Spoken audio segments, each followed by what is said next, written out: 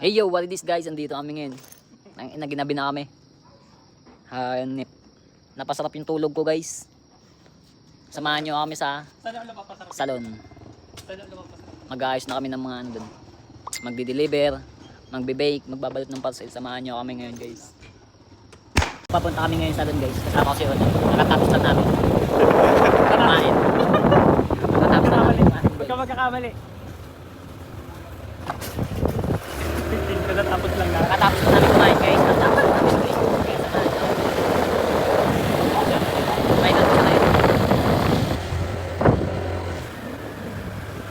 Pababa na kami ng van ba? Alam mo talaga ba? Naka-ride. No time. Yeah. Pag lumingon ka. Pagit. May joke na. Maganda yung expression. Oo nga pala guys, papakulay ako ng buko. Kulayan ako ni Kulay pink. Kulay pink na. Kaya kulay green. English yung traffic. Daming kamote dito guys. Papatay nga itong video guys. Fast forward na.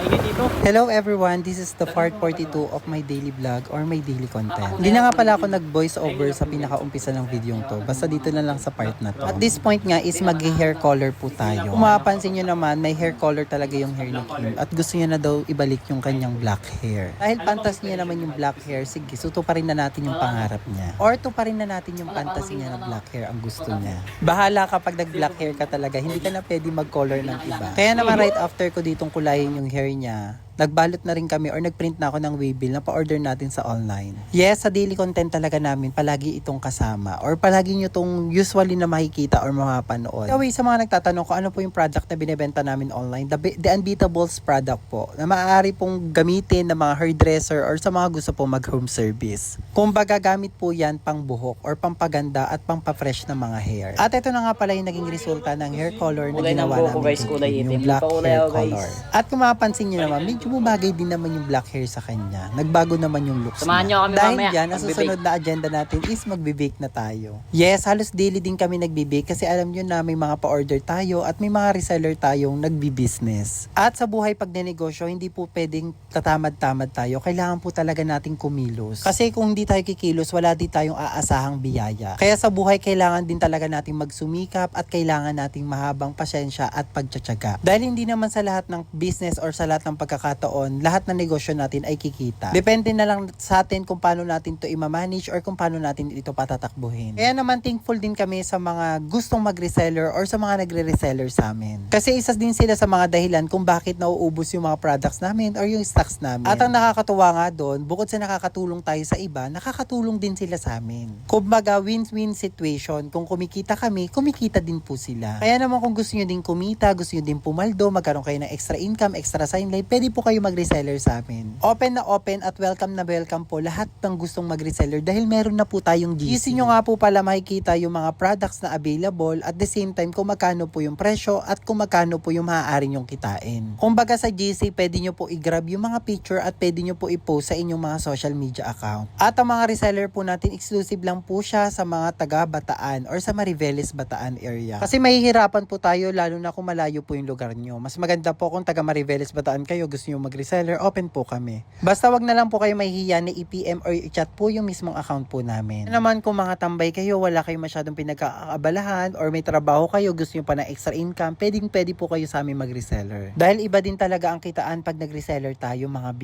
Tandaan nyo, hindi nyo naman malalaman yung isang bagay kung hindi nyo susubukan. Kaya mas maganda kung mag-e-explore tayo dahil malalaman din natin yung mga bagay na hindi natin nasusubukan or natatry. Dahil malay nyo, yung mga bagay palang hindi nyo sinusubukan, dun pala kayo magsasucess or dun kayo mag-grow. Kaya minsan kailangan natin kumalas or kailangan natin umalis sa comfort zone natin. Para naman kahit papano ma-explore natin ang buhay. Kumbaga ma-explore natin yung mga bagay-bagay na hindi pa natin nasusubukan. Kagaya ko na lang, napaka-explorer kong tao. As in talaga, kung hindi ko pa natututunan yung isang bagay, willing na willing talaga ako matutunan yun kung alam ko makakatulong din yun sa akin. Kaya naman kung napapanood yung video to at naiintindihan nyo yung mga sinasabi ko, itry nyo i-apply sa buhay nyo kung ano man yung mga sinasabi ko. Kasi ako as a normal person, mahilig talaga ako mag-explore. Yung baga mahilig talaga ako matutunan yung mga bagay na hindi ko pa natutunan or hindi ko pa alam. Before, nanonood lang din talaga ako ng mga sample video, sample creation, or mga baking, kung ano-ano pang mga natutunan ko or mga talento. Or skills na maaari natin maging source of income. Kumbaga sa akin, dati parang pangarap ko lang mag-baking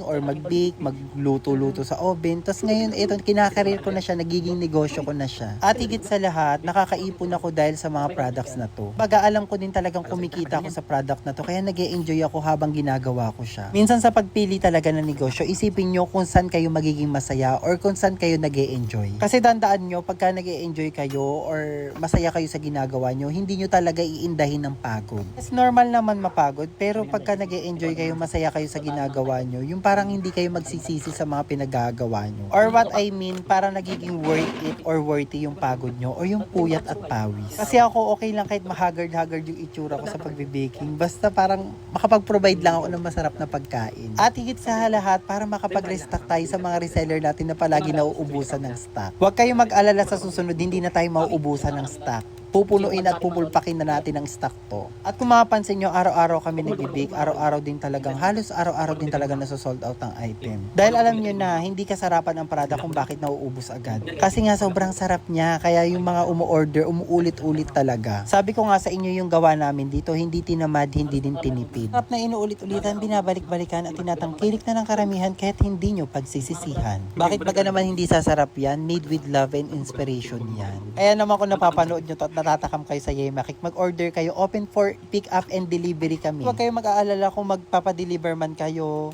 minimal charges lang naman po yung babayaran nyo. At higit sa lahat, kung gusto nyo mag-reseller, ay naku be, tamang decision yan sa buhay. Mas maganda kung magre-reseller kayo kasi minsan yung kikitain nyo, minsan pambili nyo na lang din ng mga product or item. Kumbaga, minsan yung makakain yung product, kita nyo na lang or tinubo nyo na lang sa product. At syempre kami mga gumagawa ng Yemakik, kumakain din or tumitikim din talaga kami ng gawa namin. Para makasigurado din kami na garantisado talaga ang pagkakagawa ng product na to. Kumbaga, pag pina-order namin or diniliver namin yung item na to, nakakasigurado kami na masarap talaga yan at hindi kayo mapapahiya sa mga clients namin. Kasi ayun talaga yung una tina-target ko, yung baga customer satisfaction talaga is the best. Mahirap Kahit yun. alukan mo man o hindi yung mga customer mo, Kaya nga. pag alam nilang masarap Mahirap ang pa rin item yun. mo, kusa at kusa talaga silang o-order sa'yo kahit hindi mo pa sila i-PM or hindi ka mag-post. Kaya naman after namin mag-baking, umuwi na din kagad kami. Mabilisan lang. At ito na ang pangyayari. Hindi na ulit ako mag-voice over. Papunta na kaming. Kaya Ay, na po yan si Kim, ha? natin pa namin si Miles sa ano, community ano. Ano? Fiesta. Fiesta community.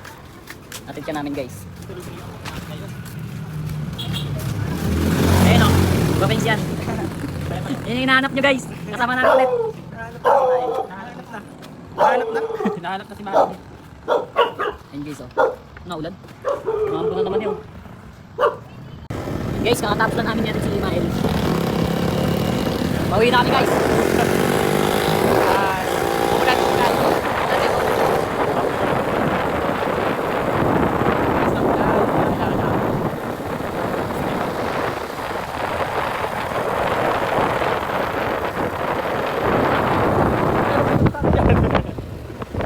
Forward good. Guys, andito na kami sa ano. Hey Goldie, dito na kami sa bahay. Sa Mangay. Dito na po kami. Hindi na umuulan dito. Tingnan mo. Malay mo, iba-iba. Tingnan mo, pulo-pulo. Eh guys, dito na namin tatapusin yung ano, yung video ngayon. Alam. After nga namin makauwi, ito nag-prepared na ako ng gagawin kong fantasy. At for sure naman alam niyo yung gagawin ko. So macaroni salad lang naman po yung gagawin ko. Wala, nag-crave lang talaga ako sa product na to or sa pagkain na to. At huwag kayong mag-alala, soon to be magbebenta na din ako niyan. Ewan ko ba pag gumagawa ko ng isang product, ang sarap talaga. Siyempre pag masarap yung product na to at pumasok siya sa standard of taste ko, ibebenta ko din dyan sa inyo. Ewan ko ba sadya talaga akong masarap tumimpla or masarap akong lumasa sa mga pagkain. Siguro iyan din yung skills or talent ko talaga kung bakit nagiging masarap yung mga pinitinda ko. Yung baga magaling ako tumimpla ng pagkain. Kasi kung makikilala nyo talaga ako ng lubusan, makakasama nyo ako all together. Basta kahit anong luto pa yan, anong klaseng ulam yan, kayang-kaya ko yung pasarap. Kaya nga yung iba nagsasabi sa akin, magtayo na daw ako ng restaurant. Sabi ko sa Kahana, pagka buo na ang desisyon ko. Sa ngayon, patikim-tikim lang tayo ng mga ginagawa kong product. Ito na yung finished product. Although hindi siya complete ingredients, may mga kulang pa dyan, pero ang sarap niya na. Ito na lang din yung prepared ko para sa dinner namin that night. At itong si Kim, tinikman niya pa ang leche plan. At yung leche plan nga namin tinitinda is limited edition lang. At nasarapan nga daw siya dito at kaya niya nga daw ubusin yung isang tab. By the way, hindi ko napapatagalin yung video to or yung voice over na to. And this is a part 42 na ng aming daily vlog or daily content. And I hope to see you on my next vlog. Bye-bye!